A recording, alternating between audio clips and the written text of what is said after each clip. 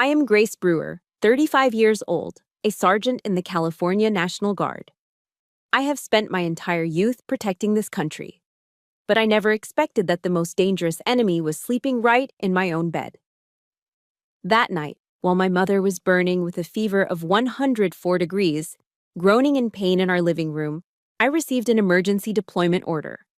I begged Mark, my husband, to just help Mom take her medicine and heat up some soup. But he didn't even bother to take off his gaming headset. His eyes were glued to the TV screen as he coldly said, "That old woman smells like garbage. You deal with her. I am not her nurse." That sentence cut deeper than any bayonet I have ever seen on the battlefield. He kicked my mother and me out onto the street in the middle of a rainstorm, believing we were destitute and homeless. But Mark made the biggest mistake of his life. He didn't know who the frail old woman he just humiliated actually was. Let me know where you are listening from in the comments, and hit that subscribe button right now if you believe the filthiest betrayal always comes from the people we call family. The bedroom smelled like sickly sweet cotton candy vape smoke, a scent that made my stomach turn. The digital clock on the nightstand read 2 in the morning. My hands were shaking, not from fear of the mission, but from the sound drifting in from the living room. The low, ragged moans of my mother, Violetta. She was spiraling. Her fever had spiked after a week of complications, and her body was fighting a war it was losing. I was frantically shoving my camouflage uniform into my field rucksack. My phone wouldn't stop buzzing on the bed. It was the call every soldier expects but dreads at the worst possible time. My commanding officer's voice had been clipped and absolute. "Emergency recall, Sergeant Brewer. Boots on the ground at base in 4 hours. No exceptions." I looked over at Mark. He was sitting in his gaming chair, bathed in the eerie blue glow of the 60-inch television. He was wearing his noise-canceling headphones, blasting away at virtual enemies in Call of Duty. The irony made me want to scream. I was being called to real duty, to pay the bills that kept the power on for his console, and he was playing soldier. I swallowed the lump in my throat and walked over, tapping him on the shoulder. I kept my voice low, desperate. "Mark, listen to me. I have to go.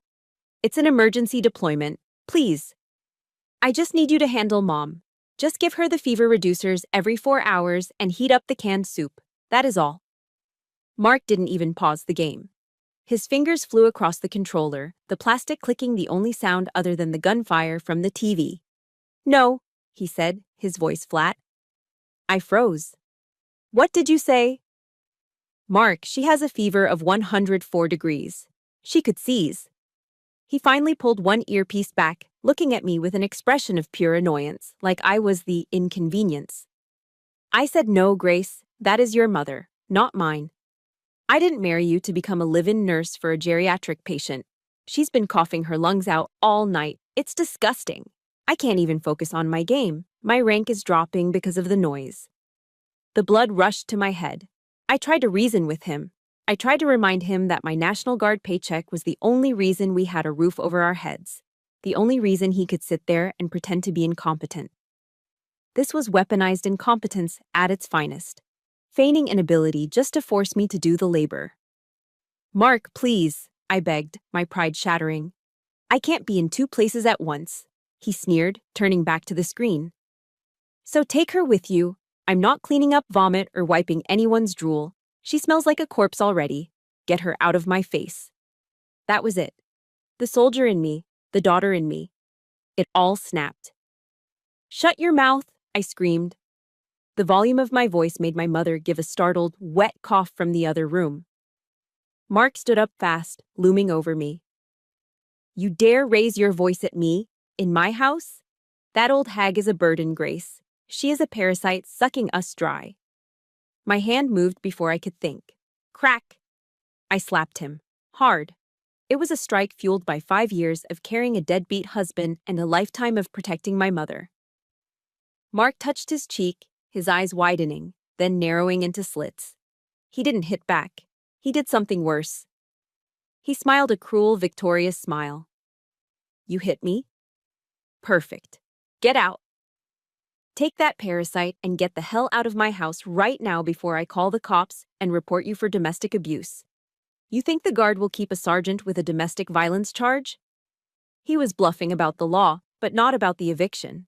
He knew I wouldn't risk my clearance. He was throwing two helpless women out into the California rain in the middle of the night because he was too lazy to heat up soup. 10 minutes later, I was helping Mom into the passenger seat of my old Ford pickup truck. The rain was coming down in sheets, soaking us to the bone. Mom was shivering violently, clutching my arm with a grip that felt terrifyingly frail. I sat in the driver's seat, the engine sputtering to life. I looked at my phone. I had to make the call. "Command," I said when the line picked up, my voice trembling. "This is Sergeant Brewer. I can't report in." The silence on the other end was heavy. "Sergeant, you know the protocol. If you aren't here, you are marked absent without leave. You will lose your contract. You will lose your benefits. Is that what you want?" I looked at the house. Mark had already turned the porch light off. He was probably back in his game lobby. Then I looked at my mother, her face pale against the dark upholstery, her breathing shallow. "I understand, sir. I'm sorry." I hung up. In the span of an hour, I had lost my home, my marriage, and the career I had built my life around. My heart was breaking, but I refused to let it shatter completely. I know there are people out there who understand this kind of sacrifice. If you believe I did the right thing by choosing my sick mother over a toxic husband and a paycheck, please hit that like button to stand with us. And tell me honestly in the comments, would you have walked away too? Type yes if you would never leave your mother behind. But as I shifted the truck into drive, looking at the woman beside me, I knew I hadn't lost everything. "We are going, Mom," I whispered. "I've got you." The headlights cut through the darkness as we rolled away, leaving my old life behind in the rearview mirror, driving straight into a future that felt as black as the night around us. I pulled the truck into the parking lot of a Motel 6, right off the interstate. The neon sign buzzed with an irritating hum, the number 6 flickering like a dying heartbeat against the wet darkness. It was the cheapest place I could find that didn't look like an active crime scene, though it wasn't much better. The room smelled of stale, cold cigarette smoke masked by lemon industrial cleaner, the scent of desperation. I helped Mom into the stiff bed. The fever reducers I'd bought at a 24-hour pharmacy were finally kicking in, and she had drifted into a restless, exhausted sleep. I sat on the stained carpet, my back against the wall, and opened my wallet. I counted the bills. $42. That was it. That was all the liquidity I had access to until my next pay cycle, which might not even come now that I was technically AWOL. My stomach growled, a hollow, aching sound. I unwrapped a turkey sandwich I'd grabbed at the gas station. It was dry, tasteless, and cost $4. As I took a bite of the stale bread, a wave of nausea hit me. It wasn't the food, it was the memory.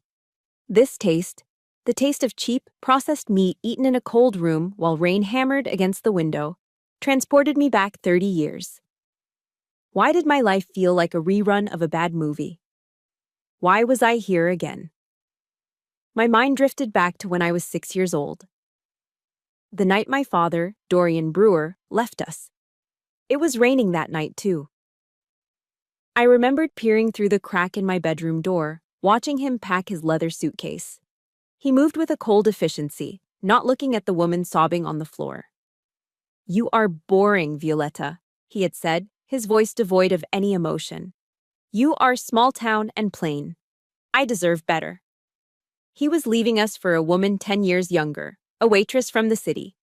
He left us with a rented house, a pile of unpaid utility bills, and a broken heart that my mother never truly recovered from. I remembered Mom crawling toward him, grabbing the hem of his pants. She wasn't begging for herself. She was begging for me. "Dorian, please," she had cried. "Grace needs a father." He kicked her leg away, not hard enough to bruise, but hard enough to send a message. "You are nothing to me." Then he walked out the door and drove away. That night, I made a vow.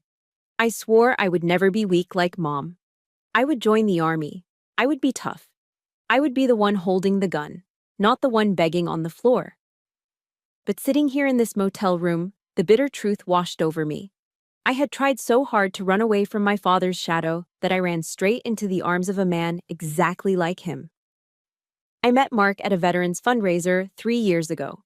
He wasn't aggressive like Dorian, he was insidious. He played the role of the nice guy perfectly. He had looked at my uniform with wide, admiring eyes. "You go protect the country, Grace," he had told me, holding my hands. "I will be your rock. I'll take care of the house. I'll treat your mom like she is my own flesh and blood." I was a soldier, trained to spot enemy ambushes, but I walked right into this trap.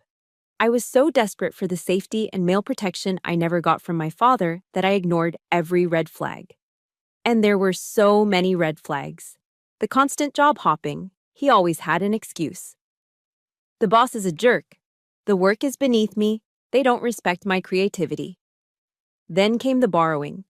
First it was $20 for gas, then $200 for a new controller, then thousands to pay off his credit cards. I looked at my phone. It had been 24 hours since I drove away.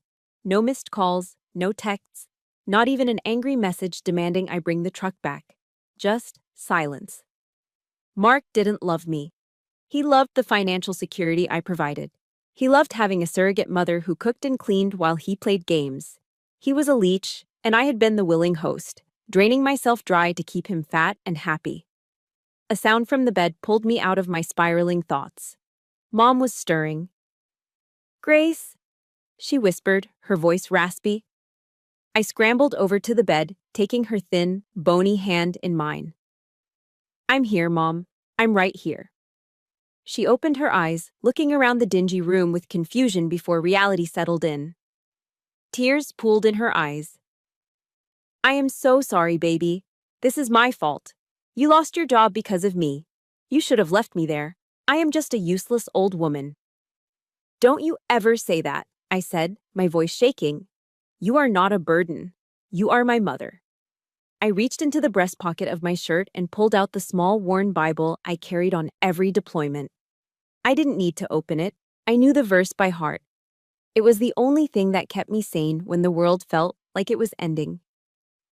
I leaned close to her ear and whispered Psalm 27, verse 10. "When my father and my mother forsake me, then the Lord will take me up." "Mark has forsaken us," I told her, my voice hardening. "And my father forsook us years ago. But we are not alone, Mom. We have each other, and we have the Lord. I will scrub toilets if I have to. I will shovel dirt. But I will never let anyone treat you like garbage again." Outside, an 18-wheeler roared past on the highway, shaking the thin walls of the room. The sound was loud and abrasive, but to me, it sounded like a battle cry. The tears on my face dried up. The sadness was being replaced by something else, a cold, steely resolve. Mark thought he had won. He thought he had discarded us. He had no idea that by cutting me loose, he had just freed me to become the warrior I was meant to be. I did not have time to cry. Tears do not pay for antibiotics, and they certainly do not put food on the table. I found work as a general laborer at a commercial construction site on the outskirts of Sacramento. The California sun was a brutal, unrelenting force, baking the earth until it cracked. I traded my crisp, respected military uniform for a neon yellow high-visibility vest and a pair of steel-toed boots that were already scuffed gray. My job was to haul 50-pound bags of Portland cement and stacks of drywall up 3 flights of stairs because the service elevator was broken. My hands, once steady enough to qualify as an expert marksman with a rifle, were now raw, blistered, and calloused. The men on the crew, roughnecks with sunburned necks and dip in their lips, tried to haze me at first. They whistled and made cracks about whether I could handle the load. I didn't say a word. I just glared at them with the cold, dead stare of a sergeant who has seen combat. They shut up quickly. To get through the 12-hour shifts, I kept one earbud in, hidden under my hard hat. I blasted David Goggins' podcasts on a loop. His voice screamed in my ear. "Who's gonna carry the boats? You don't know me, son." It was the only thing keeping me moving. I had to callous my mind.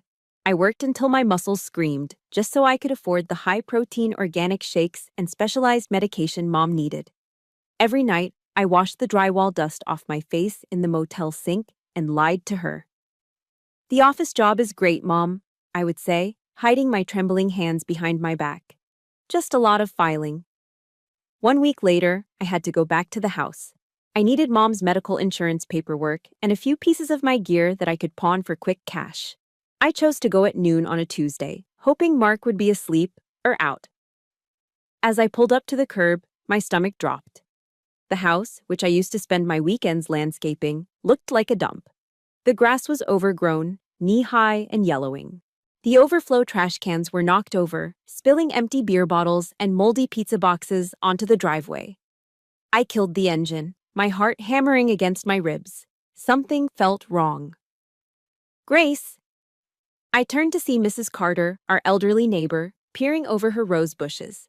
She waved me over frantically. I walked to the fence and she leaned in, whispering like she was sharing state secrets. "Honey, you came at the right time. He isn't alone in there. There is a car that has been parking overnight for 3 days, a redhead. She struts around like she owns the place." A cold chill went down my spine, instantly vaporizing the heat of the afternoon. I thanked her and walked to the front door. I put my key in the lock, half expecting him to have changed it, but Mark was too lazy for that. The smell hit me the moment I stepped into the entryway. It was a suffocating mix of stale air, pepperoni grease, and cheap, cloying drugstore perfume. Something vanilla and desperate. I walked into the living room and froze. On the floral armchair, my mother's favorite chair, where she used to sit and knit blankets for charity, lay a pair of bright red lace panties. They were tossed there carelessly, a flag of conquest on my mother's territory. I felt bile rise in my throat. Then I heard it. A giggle. It was a high-pitched, girlish sound coming from the master bedroom, followed by Mark's voice, not the depressed, "I can't work" voice he used with me, but a confident, arrogant laugh. I walked down the hallway, my boots heavy on the hardwood. The bedroom door was slightly ajar. Through the crack, I saw the flicker of the TV screen.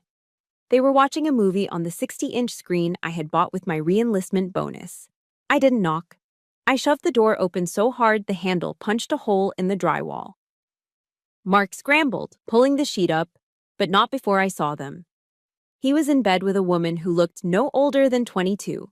She had dyed cherry red hair and was wearing enough makeup to perform in a circus. Mark blinked, his eyes adjusting to the light. He didn't look scared.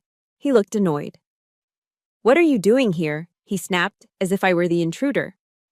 "Finished begging on the streets?" The redhead sat up, not even bothering to cover herself properly. She looked me up and down, my dusty work boots, my stained jeans, my messy bun, and curled her lip in disgust.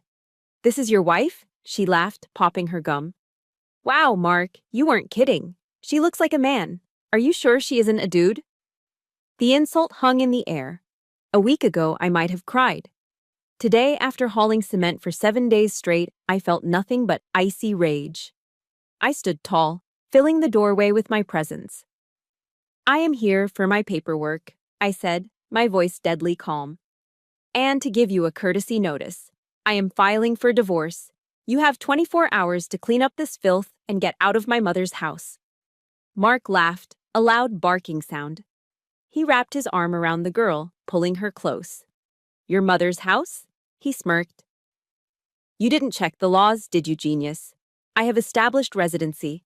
This is my home, and honestly, that old hag is going to kick the bucket any day now. Once she dies, I am claiming squatters' rights on everything. I am the victim here, Grace. You abandoned me." He looked me dead in the eye, his face twisted with malice. "I hope she dies tonight so I can finally sell this place and get a real house." He thought he had won. He thought he was untouchable. He didn't notice that my hand was in my pocket. He didn't know that the moment I saw the red panties, I had opened the voice recorder app on my phone. I had every word. "Enjoy the movie, Mark," I said, backing out of the room. "It will be the last thing you ever enjoy." The following morning, the parking lot of the Motel 6 felt less like a place of rest and more like a concrete oven baking under the California sun. I was outside, gently holding my mother by the arm. helping her take small, shuffling steps with her aluminum walker. The fresh air was good for her damaged lungs, even if the view was nothing but cracked asphalt and overflowing dumpsters. Suddenly, the peace was shattered by the aggressive, ear-splitting roar of a modified engine. A brand new, lifted black Ford pickup truck, shiny, massive, and screaming midlife crisis, swerved into the lot, tires screeching as it halted just inches from where we stood. My stomach turned. I knew that truck. Or rather, I knew the man who would rent a truck like that just to look important while his life was falling apart. Mark hopped out of the driver's side, wearing designer sunglasses he definitely couldn't afford. From the passenger side emerged the redhead, Rachel. She was wearing a denim miniskirt so short it was practically a belt, and she was popping pink bubblegum with an obnoxious, wet smack, smack, smack sound. They hadn't come to apologize. They had come to pick the bones of the carcass. "Well, look who it is," Rachel sneered, looking my mother up and down with exaggerated disgust. "Oh my God, is she still alive? Mark told me she was practically in the grave already." Mark laughed, a loud barking sound that made my skin crawl. He walked over and slapped Rachel on her backside. "Any day now, babe. Just waiting for nature to take out the trash so Grace here is left with nothing but debt." He turned his gaze to me, and his smile vanished, replaced by a look of greedy entitlement. "I am here for my stuff, Grace. Since we are getting divorced, we need to split assets immediately. I want the 60-inch Samsung TV and the Bose surround sound system. You bought them, but I used them the most, so they are legally mine." I stepped in front of my mother, my hands balling into fists. "Get out," I warned, my voice low. "This is not your property. You have no right to be here." Mark stepped closer, invading my personal space. He jabbed a finger into my forehead. "Who do you think you are? You are just an unemployed grunt now. I am the man of the house. I watched that TV every single day while you were playing soldier. It belongs to me." Rachel chimed in, leaning against the truck and blowing a bubble. "Look at you two," she laughed. "You look homeless. Did you have to dig through the trash for breakfast? Mark, hurry up and get the TV so we can leave. They smell like poverty." People were starting to stare. Doors to other motel rooms opened. A truck driver paused while cleaning his windshield. I felt the heat rising in my cheeks. Not from shame, but from a rage so pure it threatened to blind me. I was about to tackle Mark into the asphalt, consequences be damned. But then I felt a hand on my arm. It was my mother. She wasn't trembling anymore. Before I could move, Mrs. Carter, the kind neighbor who had followed us to the motel to bring us some homemade stew, stepped out from behind her car. She couldn't take it anymore. "You idiots!" Mrs. Carter screamed, her voice booming across the parking lot with a ferocity that silenced the traffic on the highway. "Do you have any idea who you are talking to?" Mark blinked, confused. "Shut up, old lady. Go back to your knitting." "Violetta isn't a beggar," Mrs. Carter yelled, pointing a shaking finger at my mother. "She owns the entire block you were renting on. She owns 10 rental properties across the county and 2 commercial zones downtown. She is worth millions." The silence that followed was deafening. Even the truck driver dropped his squeegee. Mark froze. His mouth hung open, looking like a fish gasping for air. Rachel stopped chewing her gum, her eyes darting between Mark and my mother. Mrs. Carter wasn't finished. She lived simply because she wanted to raise her daughter to value hard work, not handouts. She has more money in her checking account right now than you will make in 10 lifetimes. I turned to look at my mother, stunned. I knew she was frugal, but millions? Mom stood up straighter than I'd seen her in years. She pushed her walker aside slightly and looked Mark dead in the eye. The frail, sick woman was gone. In her place was a matriarch. "That is correct," Mom said, her voice clear and authoritative. "I intended to gift a significant portion of my estate to you and Grace, Mark. I wanted to see if you were a man of character who would care for me in my sickness." Mark's face went from red to a ghostly white. He began to stammer, sweat beading on his forehead. "Mom. Violetta. Wait, 10 houses." Rachel physically recoiled from him, looking at him with sudden disdain. She realized she had bet on the wrong horse. You failed the test, Mom said, delivering the final blow.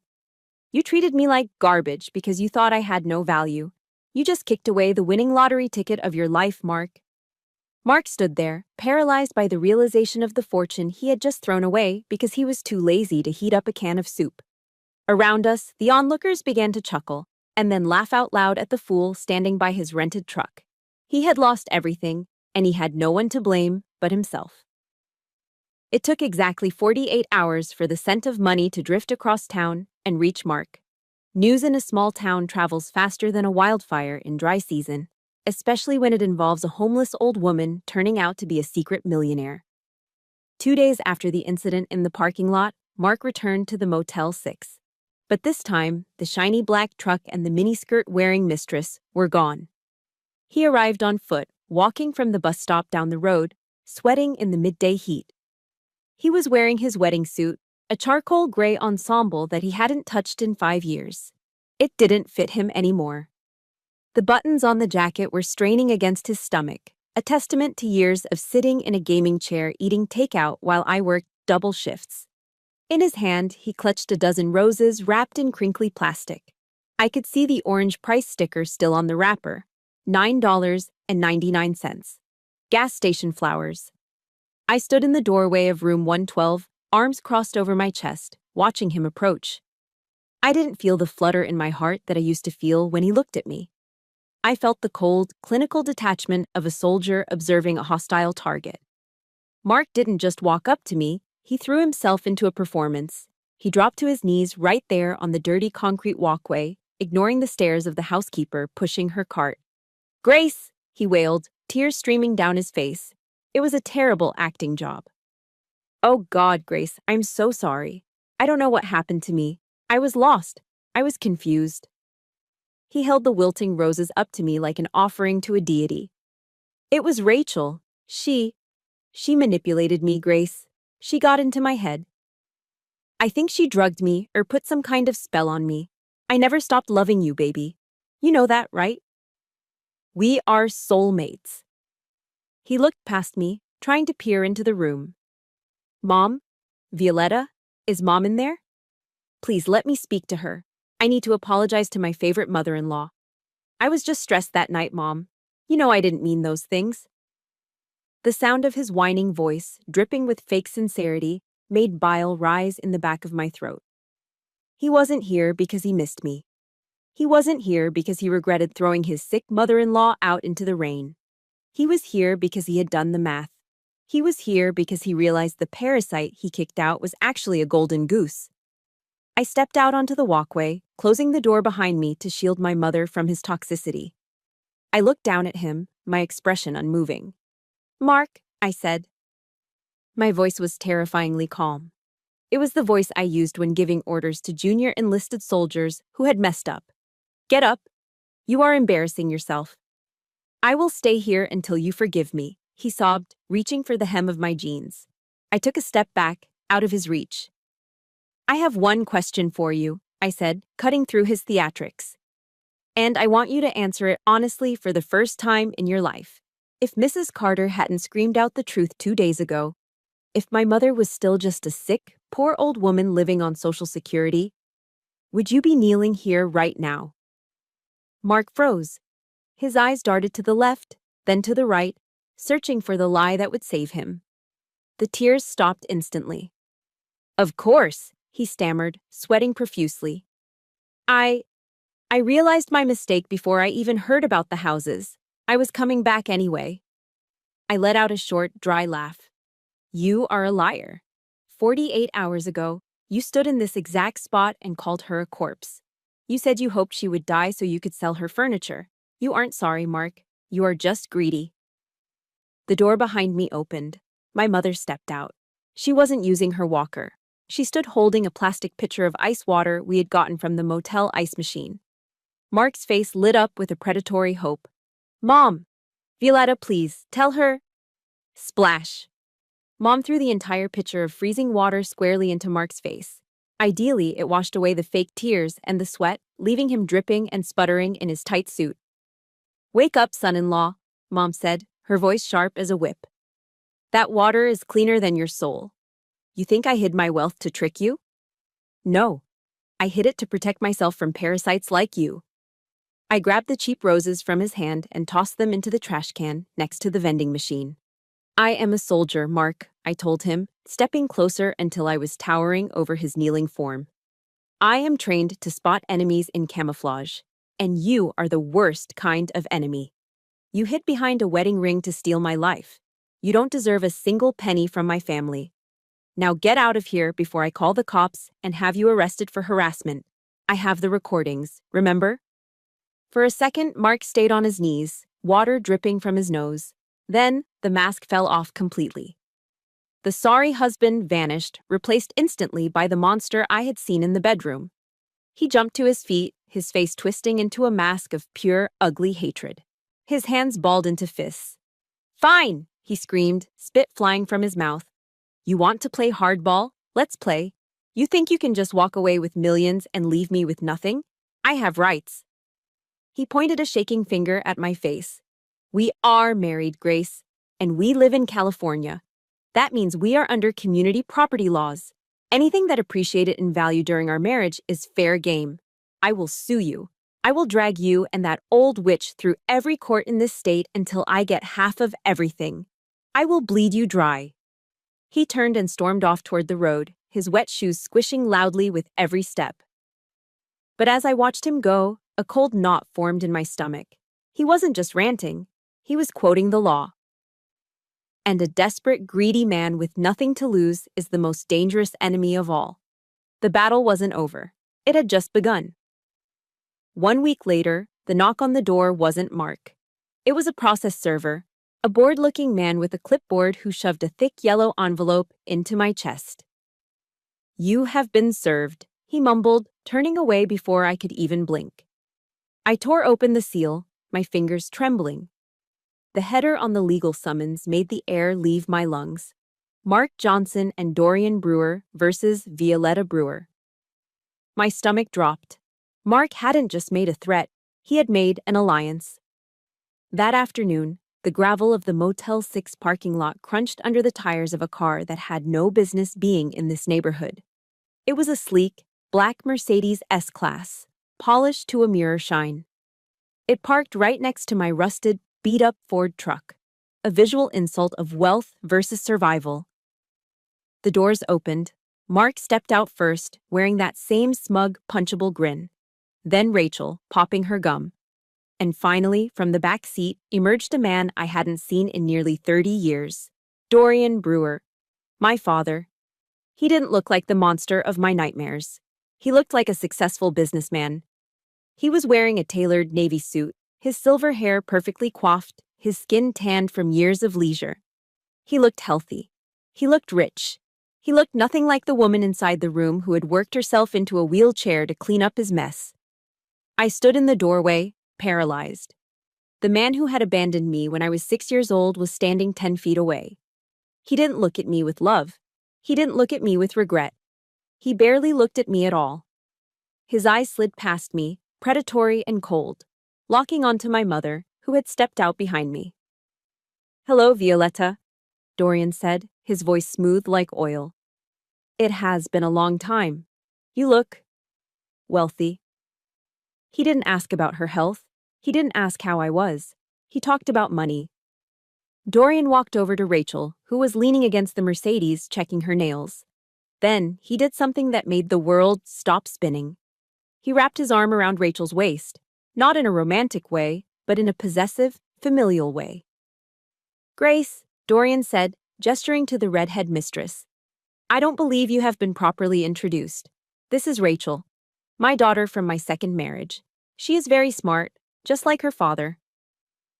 The silence that followed was heavy enough to crush bones. I looked at Rachel, then at Mark, then back at Rachel. Rachel was Dorian's daughter. Rachel was my half-sister. I felt vomit rise in my throat, hot and acidic. I looked at Mark, and the look on his face was pure, unadulterated evil. He knew. He had known the whole time. "It is a small world, isn't it, Grace?" Mark laughed, stepping between the father and the daughter. He put one arm around Rachel and looked at me with a sick sense of pride. "I guess I have a type. keeping it in the family. Now we really are all one big, happy family. Father-in-law and son-in-law, united for justice. My knees almost buckled. My husband had been sleeping with my sister. My father was conspiring with my ex-husband.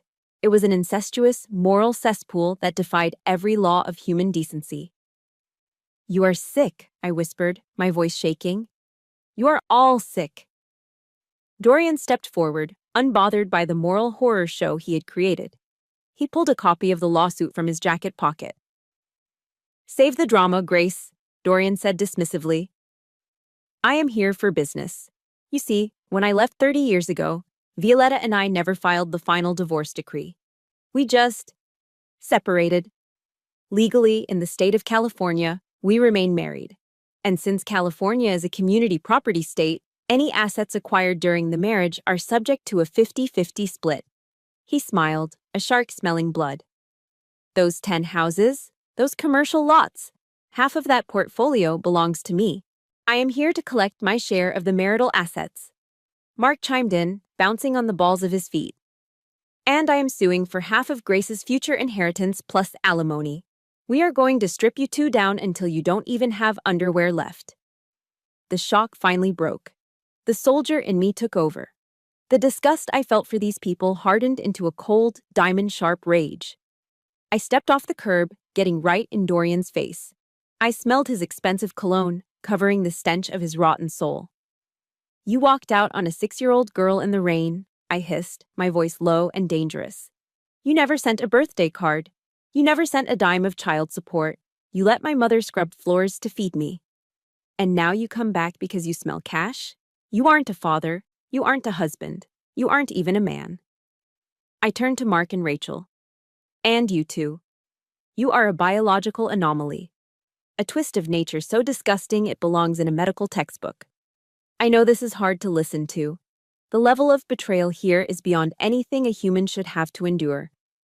If you are as disgusted by this unholy alliance as I am, and if you're ready to see Grace destroy them in court, please hit that like button right now. And tell me in the comments, what is the worst kind of betrayal? A cheating partner or a parent who chooses money over their child? Type Mark or Dorian to let me know who you hate more. I looked back at the trio, the father, the sister, the husband, standing by their shiny car.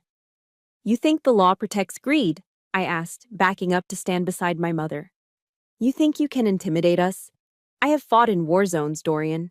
I have faced enemies with guns. You three are nothing but cowards in expensive clothes." "I will see you in court," I declared, my voice echoing off the motel walls. "And I will fight you until my last breath. I will sell my blood before I let you touch a single cent of my mother's money." I grabbed my mother's hand and slammed the motel door in their faces, shutting out the monsters, but knowing the real war had just begun.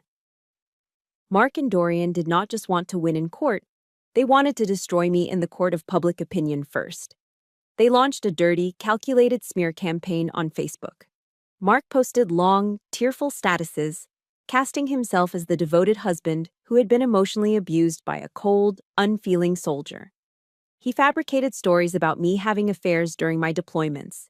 He claimed my mother had swindled Dorian out of his life savings 30 years ago and was now hoarding wealth while he, her lawful husband, suffered. The lies spread through our small town like a virus. When I walked into the local grocery store to buy bread and peanut butter, the atmosphere shifted. Conversations stopped. Heads turned. I saw a woman I'd known since high school whisper to her husband, pointing at me near the produce section. "That's her," I heard a man mutter in the checkout line. "That's the greedy one who kicked her husband out." The shame burned hotter than any sunburn. I wanted to scream. I wanted to shake them and tell them the truth. But I knew that a lie can travel halfway around the world while the truth is still putting on its shoes. I kept my head down, clutching my mother's medication, and repeated Romans 12, verse 19 in my head. "Vengeance is mine, I will repay, saith the Lord." I had to believe that, because the legal system certainly wasn't helping. For 2 days, I went door to door to every law firm in the county. I held my file folder like a shield, begging for someone to represent us. But Dorian had done his homework. He had retained the most expensive shark firm in the city, creating a conflict of interest for half the lawyers in town. The other half took one look at my bank account and shook their heads. "It is a losing battle, Ms. Brewer," one old attorney told me, not even inviting me to sit down. "California community property laws are complex. If your father can prove he never legally divorced your mother, and if he can argue that he contributed even $1 to the household initially, he has a case. Fighting him will cost $50,000 just to start." Do you have $50,000? I didn't have $50. I sat on a peeling wooden bench in the park, staring up at the gray, overcast sky. I felt a crushing weight on my chest. Was this how it ended? With the villains drinking champagne in my mother's house while we slept in a truck? When I got back to the Motel 6, defeated and broken, Mom was waiting for me. She wasn't lying in bed. She was sitting on the floor, struggling to pull something out from under the bed frame. "Grace," she said, her voice unusually strong. "Help me with this." I pulled out a heavy, rusted metal lockbox. It looked like it hadn't seen the light of day since the Reagan administration. "I have kept this for 30 years, Mom said, blowing the dust off the lid. I knew Dorian. I knew a man like that never truly leaves until he has taken everything. I knew this day might come. She fished a small key out of her bra and unlocked it. Inside, the smell of old paper wafted out. There were stacks of yellowed documents, carefully preserved in plastic bags. "What is this?" I asked. "These," she said, handing me a stack of papers, "are the bank statements from 1985. They prove that every single cent used to buy the first property came from an inheritance left to me by your grandmother. In California, inheritance is separate property, Grace, not community property. He can't touch it." My heart skipped a beat, but she wasn't done. "And this," she said, handing me a single folded piece of notebook paper, "is the silver bullet." I unfolded the paper. It was a handwritten note, dated the night Dorian left. It was scrawled in his distinct, flamboyant handwriting. I read it, and my eyes widened. It was a signed agreement. With this ammunition, I made one last stop. I drove to the outskirts of town, to a small, messy office above a dry cleaner. The sign on the door read, "Henry Vance, Attorney at Law." Henry was a retired JAG officer, a former military lawyer known as the Bulldog. He was 70 years old, smoked cheap cigars inside his office, and hated bullies. I sat across from his cluttered desk and laid everything out. The smear campaign, the incestuous alliance between Mark and Rachel, the lawsuit, and finally, the contents of the lockbox. Henry read the handwritten note silently. He read it twice. Then he took the cigar out of his mouth and looked at me. His eyes, usually tired and cynical, were burning with a terrifying fire. "He abandoned his post," Henry growled, his voice low and dangerous. "He left a woman and a child behind to starve, and now he wants a medal for it? That son of a bitch." "I don't have any money to pay you, sir," I said quietly. "But if we win—" Henry slammed his hand down on the desk, making me jump. "Money? I don't want your money, Sergeant. I want his scalp." He stood up and extended a hand to me. "I am taking the case. Pro bono. Go home and get some sleep, soldier." He looked at the calendar on his wall and smiled a grim, predatory smile. "Tomorrow morning, we aren't just going to win. We are going to bury them."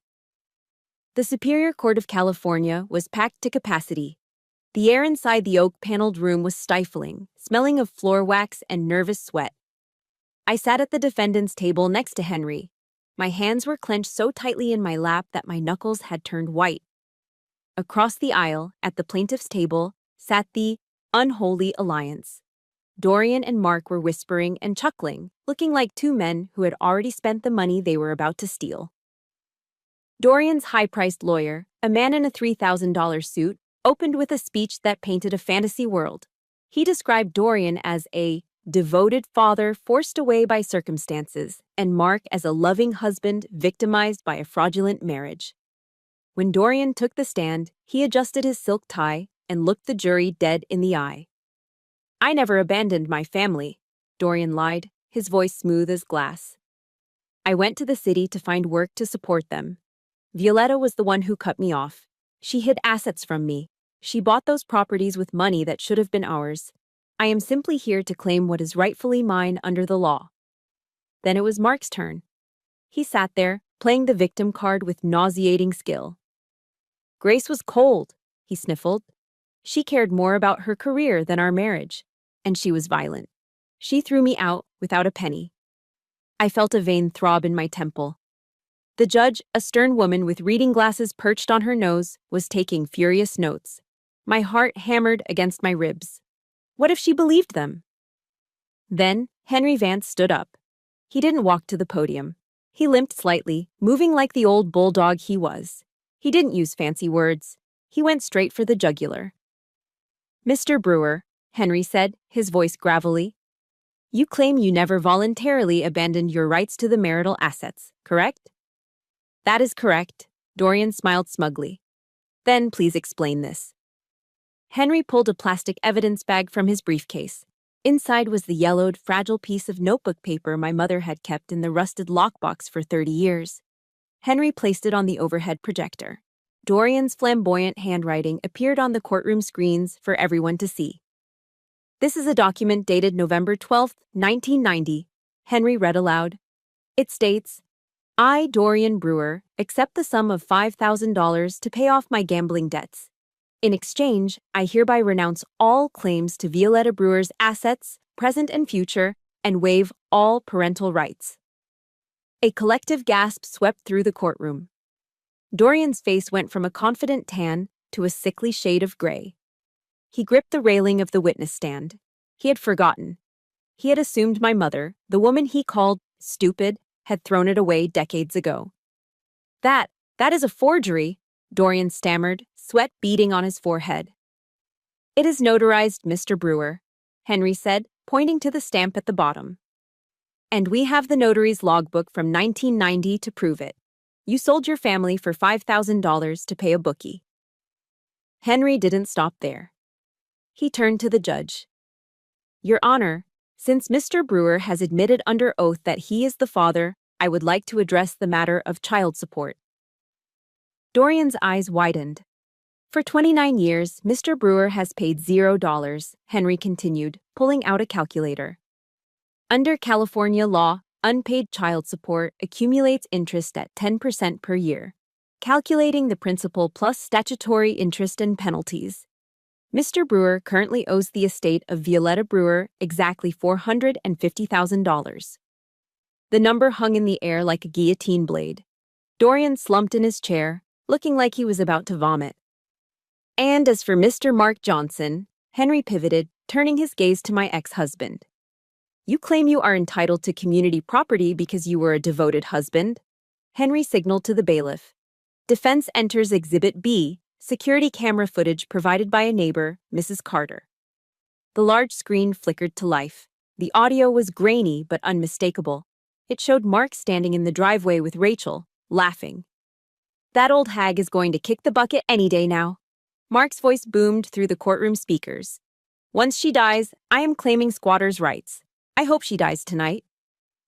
Then the video showed him kissing Rachel, my sister, while I was at work. Mark sank lower in his seat, covering his face with his hands. There was no way to spin this. The jury looked at him with pure disgust. The judge didn't need to hear any more. She set her pen down and looked over her glasses at the two men. "I have heard enough," she said, her voice cutting through the silence. She raised her gavel. "Mr. Brewer, your claim to the properties is denied based on the 1990 waiver. Furthermore, I am ordering an immediate audit of your assets to begin garnishing wages for the $450,000 in back child support." Dorian let out a choked sob. "Mr. Johnson," the judge continued, looking at Mark with disdain, "your petition for spousal support and asset division is denied with prejudice. You are also ordered to pay the defendant's legal fees." Bang! The sound of the gavel striking the wood block echoed like a gunshot. It was the sound of justice. It was the sound of the end. In the gallery, Rachel stood up. She took one look at her father, who was now $500,000 in debt, and her lover, who was penniless. She grabbed her designer purse and walked out the back door without a backward glance. The rats were fleeing the sinking ship. Dorian sat trembling, staring at his hands. Mark had his head on the table. I stood up. I looked at my mother across the room. She was smiling, tears streaming down her face. We had won. The nightmare was finally over. Walking out of the county courthouse, the bright California sun hit my face, but for the first time in weeks, it didn't feel oppressive. It felt cleansing. Behind me, the unholy alliance that had tried to destroy my life was disintegrating in real time. It was a pathetic sight to behold. Rachel was standing on the curb, furiously typing on her phone. She wasn't looking at her father or her lover. She was looking for an escape route. A silver sedan with an Uber sticker in the window pulled up, and she opened the door without a word. "Rachel, wait!"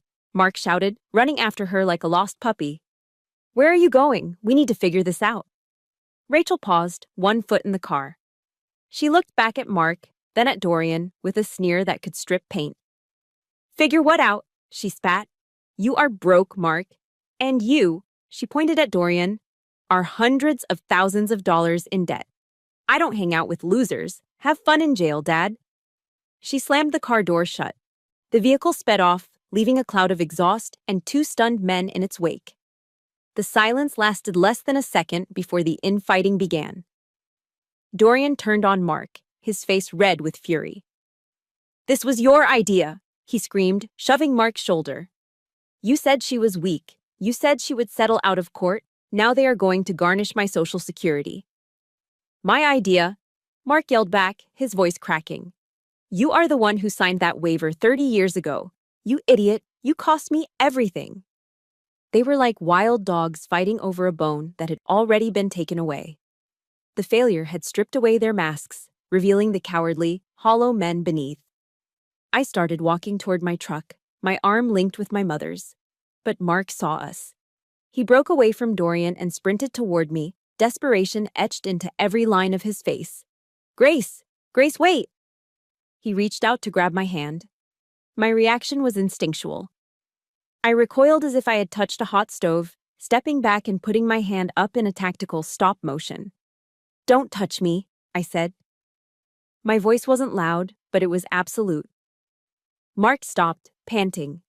He tried to summon tears, but his eyes were dry. "Grace, please, you have to listen. I was tricked. It was Rachel and your dad. They gaslit me. They manipulated me into doing this. I never wanted to hurt you. I was a victim too." I looked at him, really looked at him for the last time. I didn't see the man I married. I saw a stranger.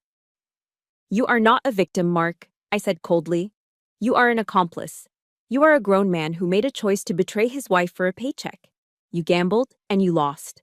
Do not ever come near me or my mother again. If I see your truck on my street, I will have you arrested for violating a court order." I turned my back on him. That was the hardest part, ignoring the urge to scream, to explain, to justify. But I knew that with a narcissist, any attention is good attention. Silence is the only weapon that truly hurts them. "Grace." The second voice was older, wearier. Dorian was standing by the bumper of my truck. He looked 10 years older than he had inside the courtroom. His expensive suit suddenly looked too big for him. "Grace," he said, his voice trembling. I can't pay that money. $450,000. I will be destitute. I am an old man. You can't let your own father face this. Please, talk to Violetta. Ask her to drop the debt." I looked at the man who had given me half my DNA and none of his time. I searched my heart for anger, for hate, for the burning rage that had fueled me all week. But it was gone. All that was left was pity. "You made a choice, Dorian," I said softly. 30 years ago, you chose to walk out on a 6-year-old girl because she was inconvenient. You chose to sign that paper for $5,000 because you valued gambling more than your family. And today, you chose to sue us because you valued greed over dignity. He opened his mouth to argue, but I cut him off. "Every choice has a price tag," I told him. "You have been running up a tab for 3 decades. Today, the bill finally came due." "I don't hate you, Dorian. I don't have enough energy to hate you. But I certainly don't owe you salvation. Be a man for the first time in your life and pay your debts. I opened the passenger door for Mom. She didn't look at Dorian. To her, he was already a ghost. I got into the driver's seat and started the engine. The old Ford rumbled to life, a sound that felt like a heartbeat returning to a chest that had stopped. As I pulled out of the parking lot, I looked in the rearview mirror one last time. Mark was sitting on the curb, head in his hands. Dorian was standing alone in the middle of the asphalt, watching us leave. They looked small. They looked insignificant. I am proud of you, Grace, Mom said, reaching over to squeeze my hand. Her grip was stronger today. You fought like a true warrior. I took a deep breath, filling my lungs with the air conditioning of the truck mixed with the scent of rain-washed pavement. I learned from the best, I smiled at her. I looked out the windshield. The storm clouds that had hovered over California for days were breaking apart. Shafts of golden afternoon sunlight were piercing through the gray, illuminating the highway ahead. I realized then that forgiveness wasn't something I had to give to Mark or Dorian. Forgiveness was a gift I was giving to myself. I was forgiving myself for loving the wrong man. I was forgiving myself for wanting a father who didn't exist. I hit the turn signal and merged onto the freeway, leaving the courthouse, the lawsuit, and the toxic men behind me. The road ahead was wide open, and for the first time in a long time, the view was beautiful. 12 months later, the view from my window was very different from the cracked asphalt of the Motel 6. I stood on the second floor of a commercial building in downtown Sacramento, looking out through the glass walls of my office. On the wall behind my mahogany desk, next to a framed photo of my mother and me, hung a large American flag and a certificate that read, Brewers Security and Logistics, Certified Veteran-Owned Small Business. I hadn't used my mother's newfound wealth to buy a yacht or a mansion. That isn't who we are. Instead, with Violetta's blessing, we sold one small commercial lot on the edge of town. I used the capital to build something that mattered. I founded a company that specialized in high-risk transport and private security. But my business plan had a specific mandate. When I looked out onto the dispatch floor, I didn't just see employees, I saw a squad.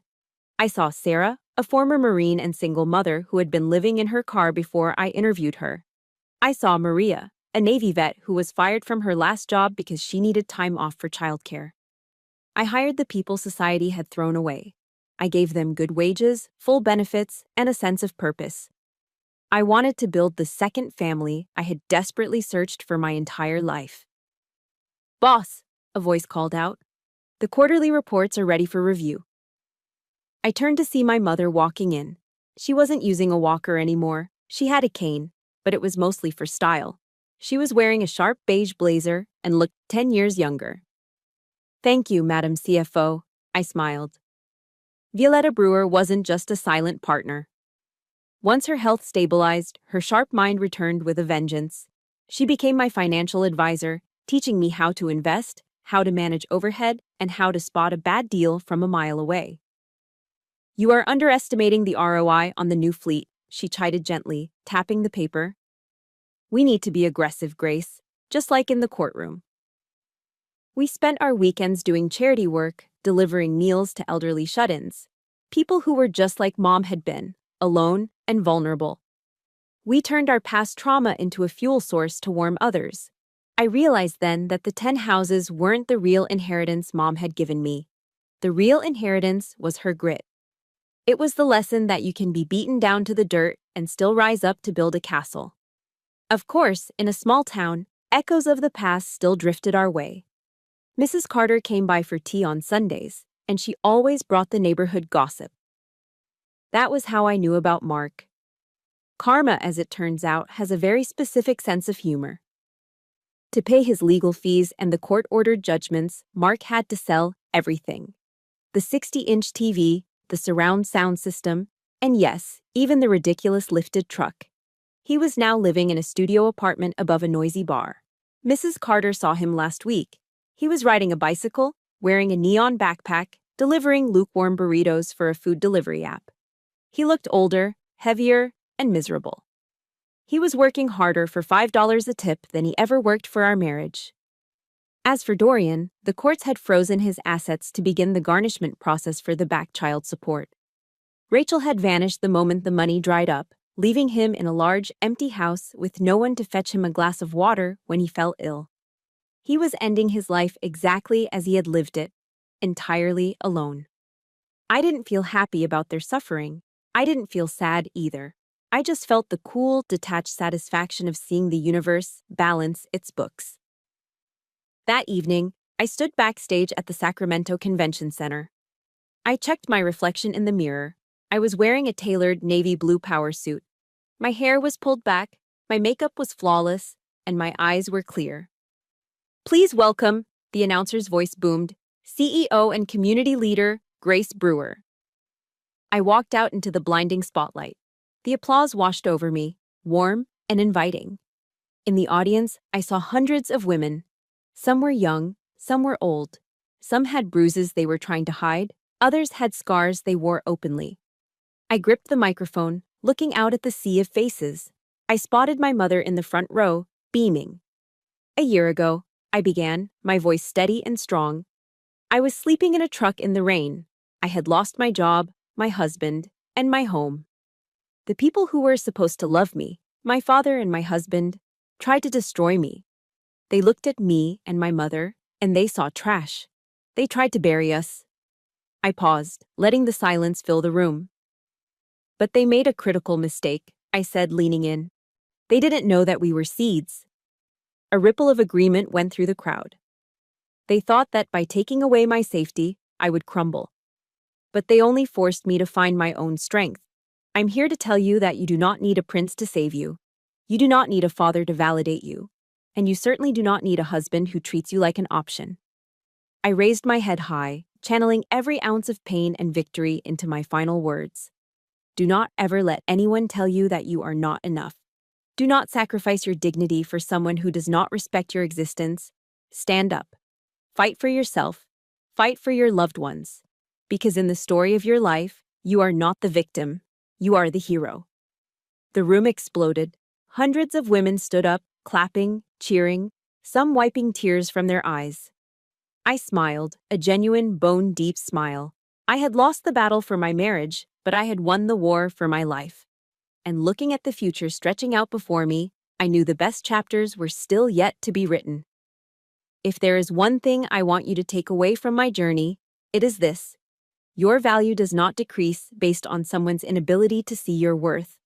For years, I confused loyalty with servitude. I thought that if I loved harder or gave more, Mark would finally step up. But I learned the hard way that you cannot love someone into respecting you. Real love does not ask you to shrink so they can feel big. Whether you are 35 or 65, it is never too late to redraw your boundaries. You are not starting over from scratch. You are starting over from experience. Trust your gut, protect your peace, and remember that the most important relationship you will ever have is the one with yourself. Now, I want to hear from you. We all have a Mark or a Dorian in our past, someone who underestimated us or tried to bring us down. What was the moment you finally stood up and said, "Enough"? Share your story in the comments below. I read every single one because your stories give me strength, and they might help someone else reading them feel less alone. And if you believe that justice always finds a way, please hit that like button and subscribe to the channel. Let's keep sharing stories that matter. Until next time, stay strong and keep fighting the good fight.